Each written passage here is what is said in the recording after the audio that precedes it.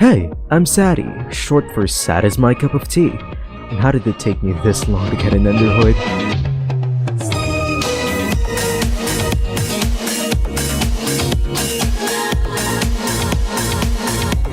Good Smile Company's ever-popular line of chibi-style anime figures comes their depiction of the character Yamada Anna from Boku no Kokoro no Yabai or simply The Dangers in My Heart. Not the first time we've seen Yamada Anna on this channel. We've taken a look at two of her prize figures before, but not really something of this forte. I've always wanted to try the Nendoroid line, but I never really found any of them to be quite my thing, just a small handful that I find a bit interesting. But when this figure was announced, it got me thinking. I've been noted to be quite the BokuYaba devotee, so why not start that figure line here?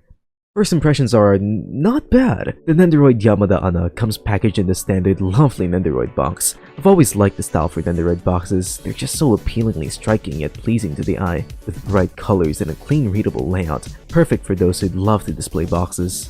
Of course, before you bring out the figure, you bring out the stand. Good Smile site actually says it best. Yeah, this product is not balanced on its own. Please use the included stand. After a bit of assembly with the stand, we could get her stood up on the turntable and see that the Nendoroid Yamada Anna is actually a great looking little figure. Of course, this being a Nendoroid, it does adhere to the chibi design style of a larger head, smaller body, and all around easier features, evoking the same feel as those extra art pieces done by BokuYaba mangaka Norio Sakurai-sensei. Though I wouldn't say it's directly based off that alone. Rather, it takes cues, unifies, and simplifies Yamada Anna into its own modest mini-model. Simple as it may seem, this figure actually plays quite like a premium product. The plastic feels polished and thick, giving it a high-quality, robust solidity, and the overall aesthetic appears adorably appealing, with her bulky blue blazer accented by bits of cleanly painted gold buttons, to her cozy grey cardigan detailed with soft yet noticeable lines giving her a warm atmosphere, all surrounded by her silky smooth dark hair and a delightfully darling expression from her big round eyes, glowing cheeks, and hearty smile. It's a lovable look that's carried all throughout her various visages, perfectly presenting her precious personality. Her eating face has to be my personal favorite. It's just so lively and captivating. And her flustered face is equally as nice, though not having as much display potential in my eyes. But it doesn't stop there. As shown in the included manual, which is both in Japanese and English, Yamada's charming character is conveyed through a number of different accessories, all crafted with the same caliber of quality. Her out-of-box hands are simply the splayed out relaxed type, but there's also the option for a unique right hand specifically made to hold a mint chocolate chip ice pop, and pairing along with that is the standard Nendoroid gripping hand made to hold this solid plastic bag. Both of these work in tandem to recreate a scene in the 5th episode of the first season, but not necessarily the 8th chapter of Volume 2, which is Carte 22. The ice pop was actually an anime edition. Also included are a set of her big pack potato chips, with the right hand holding the chip and the left holding the open bag with clean text prints and a glossy finish. This is in reference to Karate 1, which is the very first scene in both the anime and the manga. Then we also get this specialized right arm for cradling her very own little Ichikawa. Hey, we have a little Ichi on this channel too. This accessory makes me really happy. It's always nice to get a physical representation of the main male character, instead of just them being relegated to a PNG on an acetate sheet or a solid piece of acrylic. It is a bit tricky to get Yamada to cradle Ichikawa in her hands, as there's no real form of locking. It's more so just getting the little guy balanced in her arms. Finally, you get a pair of alternate bent forearms, which is pretty typical for Nendoroid figures, as a lot of them don't really have the ability to bend their elbows. Actually, Nendoroid figures don't have the ability to bend a lot of their joints. They're a lot more statuesque when it comes to their posability. There's only just a homely handful of hinge joints and swivels present on the figure, which really is quite enough to complement the expressive accessories. There is also an included spare joint in case of breakage, but I don't think that will happen anytime soon. While I do prefer my figures with a complex system of joints that make them fun to mess around with, I actually really admire how straightforward posing an Nendoroid is.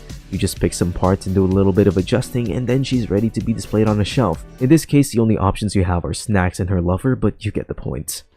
And once she's on that shelf, you could actually see she's a pretty small palm-sized figure. It's a typical 9.5cm Nendoroid size, so pretty tiny, but the proportions of course do a lot for her presence in the collection. For proper size comparisons, here she is next to the Figma Styles female body Chiaki, Fureu Takaradarika, and the Sega PM figure Osuki Mamako. But of course, this being a BokuYaba figure and the third time we take a look at Yamada, here she is next to the Liminasta Yamada Anna, the Sega PM figure Yamada Anna, which she's definitely closest to in style, and of course we can't forget my Sega Nesaberi keychain mascot Ichikawa Kyotaro, or Little Ichi as we call him on this channel. And for the fun of it, let's show the very tiny 1.5cm little Nendoroid Ichi. Looking at all of them next to each other, I'm actually quite impressed with how every Yamada figure so far has been uniquely different, with this Nendoroid being the most eye-catching piece due to its daring and distinctive style. And to reiterate, this is my first ever Nendoroid purchase, and in all honesty, it's shown me many of the reasons why these fun-sized figures are so desired. It feels like it loves the character it's being, and while not the most innovative or impressive Nendoroid to completionists, seasonal craze, or cute girl collectors, for what it's worth, it's still a solid package of what the Yamada Anna experience entails. I'd say anybody's fair game in me recommending this. Her charm is just so evergreen that I'd feel like anybody could show her some love. But most especially if you're a BokuYaba fan, then I greatly recommend getting this figure, though it is important to note that she's currently the most expensive Yamada figure, so if you're really in it for the character, I suggest researching a bit on what kind of experience you're looking for from these figures, which I do have a review playlist of, go check that out. But just who the hell do you think I am? I'm Sadi, short for Saddest My Cup of Tea. I have my very own special way of experiencing figures.